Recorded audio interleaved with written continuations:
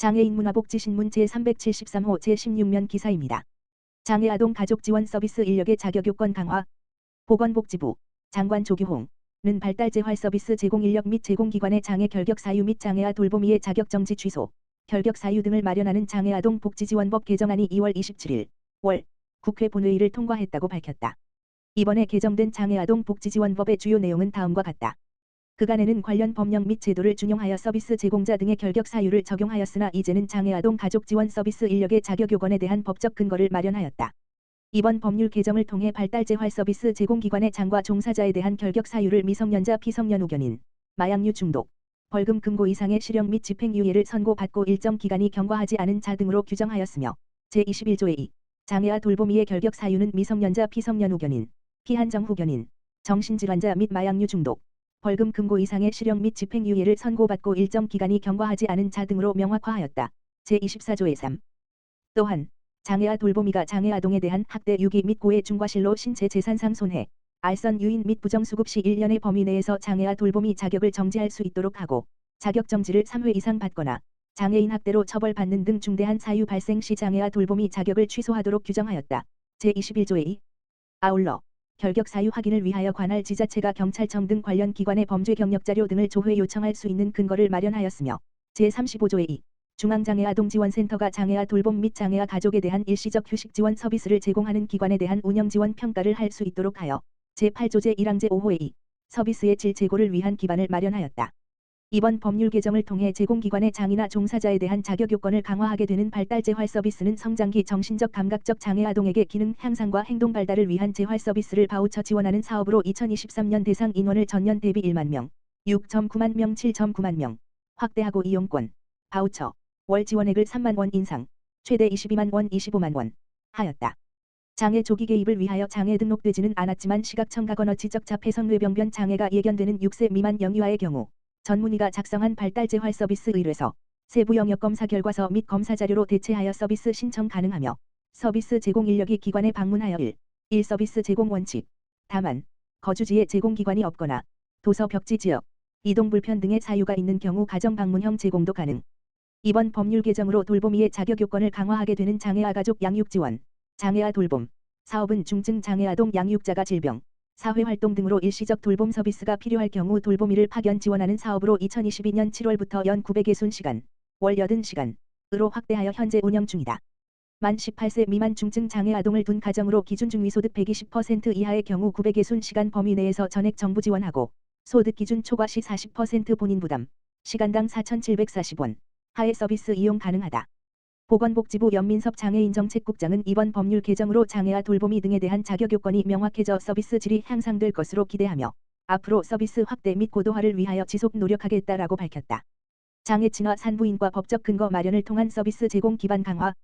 보건복지부 장관 조규홍은 장애인 건강권 및 의료 접근성 보장에 관한 법률이 2월 27일 월 국회 본회의를 통과했다고 밝혔다. 이번 개정으로 보건복지부와 일부 지방자치단체, 광주, 대전, 충북, 전북, 전남, 경남, 가 여성 장애인의 임신 출산 지원과 부인과 질환 관리를 위해 실시하고 있는 장애 친화 산부인과 지정 사업의 법적 근거가 마련되어 사업의 안정성과 지속성을 확보할 수 있게 되었다. 장애 친화 산부인과 지정 사업은 그동안 지자체 자체 사업으로 운영되어 지역 편중 현상이 나타나던 장애 친화 산부인과의 체계적 기준 및 지원 체계를 확립하여 전국적으로 확대 도모함으로써 여성 장애인이 불편 없이 의료 서비스를 받을 수 있는 시설 장비 인력을 갖추고 편의 의사소통 지원 서비스를 제공하는 산부인과를 지정 지원하여 안전한 임신 출산 환경 및 생애 주기별 여성 질환 관리 서비스 제공을 통해 여성 장애인의 건강 증진 기대되고 있다. 보건복지부는 2021년부터 장애 친화 산부인과 지정 사업을 시행하여 현재까지 11개소를 지정하고 지정 첫해 시설 장비비 3억 5천만 원과 운영비 3,750만 원을 지원하고 2년차부터는 운영비 1억 5천만 원을 지원하고 있다. 지방자치단체는 6개 시도에서 13개소를 장애 친화 산부인과로 지정하여 운영하고 있는데 지정 기준과 지원 내용이 상이해 전국적으로 동일한 기준을 적용해야 할 필요성이 제기되었다. 장애인 건강권 및 의료 접근성 보장에 관한 법률 개정안에는 장애 친화 산부인과 지정 기준을 보건복지부령으로 정하도록 하여 지역별 편차를 없애고 전국적으로 동일한 서비스가 제공될 수 있도록 하였다. 법 시행과 함께 지금까지 장애 친화 산부인과로 지정받은 의료기관은 1년 이내에 보건복지부령에 따른 지정 기준을 충족해야 한다. 보건복지부는 현행 지정 기준을 토대로 관련 기관과 전문가, 장애인 단체 등의 의견을 수렴하여 장애 친화 산부인과 지정 기준을 최종 결정하고 보건복지부령을 개정 반영할 계획이라고 밝혔다. 보건복지부 연민섭 장애인정책국장은 이번 법 개정으로 산부인과 진료가 필요한 여성 장애인에게 안정적으로 의료 서비스를 제공할 수 있는 여건이 마련되었다라고 언급하고 장애 친화 산부인과 지정 기준 및 지정 절차 등을 담은 시행규칙 개정과 지원 예산 확보 등 후속 조치에 만전을 기하겠다라고 밝혔다. 서울시 안전약자와의 동행 맞춤형 소방안전교육 강화. 서울특별시 소방재난본부는 맞춤형 소방안전교육 확대 및 강화를 통해 안전약자와의 동행에 나선다라고 27일 월 밝혔다. 소방재난본부는 신체적, 경제적 사유 등으로 안전교육의 기회를 제한받던 안전약자들에 대한 맞춤형 소방안전교육을 확대 및 강화한다. 이를 통해 정부의 장애인 안전정책 및 서울시의 재난약자 보호정책을 실생활 현장에서 구현할 계획이다. 주요 내용은 중증 장애인 대상 가정방문 안전교육, 장애인 복지관 및 교육청 협의를 통한 안전약자 우선 예약제, 월간 어린이 인쇄물 학습지, 어린이 안전법 제작 및 배포 등이다. 세부적으로 중증 장애인을 대상으로 하는 가정방문 안전교육은 한국장애인개발원과의 협업을 통해 거동 불편으로 복지관 이용이 어려운 중증 장애인 100가구를 선별 후 가정방문을 통해 보호자 동반 하에 장애 유형별 맞춤형 안전교육을 실시한다.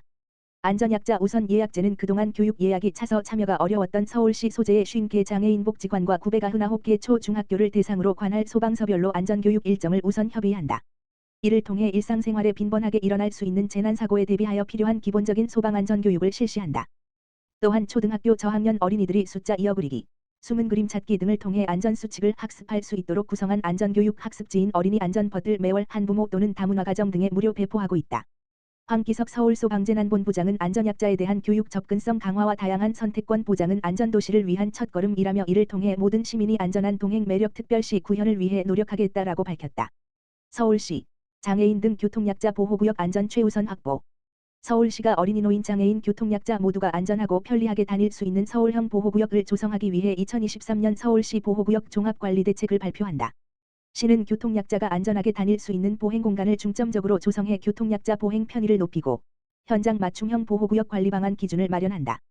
교통약자 보행사고는 주로 주간 시간대의 도로 횡단 중에 집중적으로 발생하는 특징이 있으며 특히 어린이 보호구역 내 사망사고의 대부분이 보도와 차도가 구분되지 않은 이면도로에서 발생했다.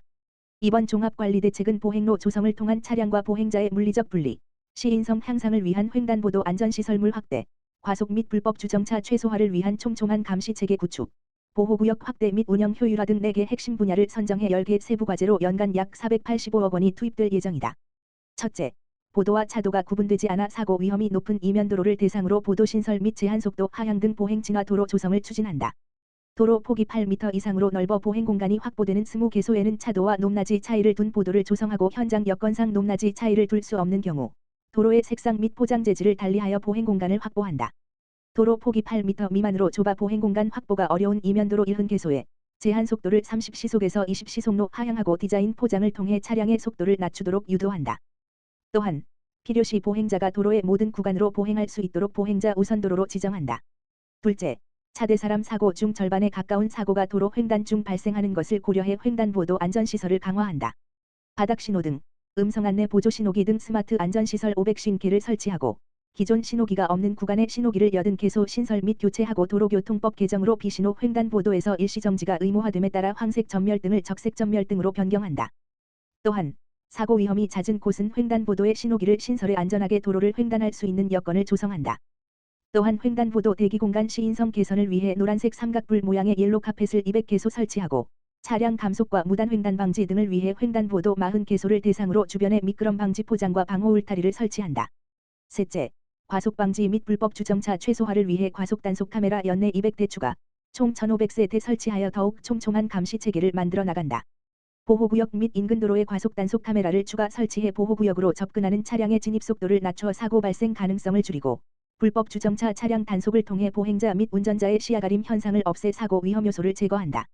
상습 불법 주정차 지점 등을 대상으로 불법 주정차 단속 카메라 30대 설치를 추가하고 자치구에서 20시간 단속 체계를 마련해 위반 시 과태료를 일반도로 대비 3배인 최소 12만 원부터 부과한다. 동시에 어린이 보행량이 많아지는 개학 시기에 맞춰 연 2회 어린이 보호구역에 특별 단속을 시행할 예정이다. 넷째, 초등학교 저학년 등을 위해 등하굣길에 아이들이 안전하게 걸어서 학교에 다닐 수 있도록 교통안전지도사 동행 250개교 545명을 운영하고 차량을 통해 초등학교, 학원 등에 등교 등원하는 어린이들을 위해 어린이 승하차 구역 100개소 확대 지정하는 등 어린이 통학로 안전을 더욱 강화한다. 아울러 보호구역 교통안전 실태조사를 통해 시설의 효율적인 관리와 사고 발생 위험 요소를 사전 분석하고 주변 여건을 고려한 맞춤형 지침을 마련 정비한다. 또한 이번 종합관리대책이 실효성 있게 추진될 수 있도록 경찰, 교육청, 자치구 등과도 긴밀하게 협력을 지속해 나갈 예정이다. 윤종장 서울시 도시교통실장은 보행자와 차량이 혼재되어 있는 도로를 중점적으로 정비해 교통약자가 편리하고 안전하게 다닐 수 있는 서울형 보호구역을 만들기 위해 최선을 다하겠다면서 교통약자를 위해 지정된 보호구역 내에서는 운전자들이 특히 세심한 주의를 기울여 주시기를 바란다고 밝혔다.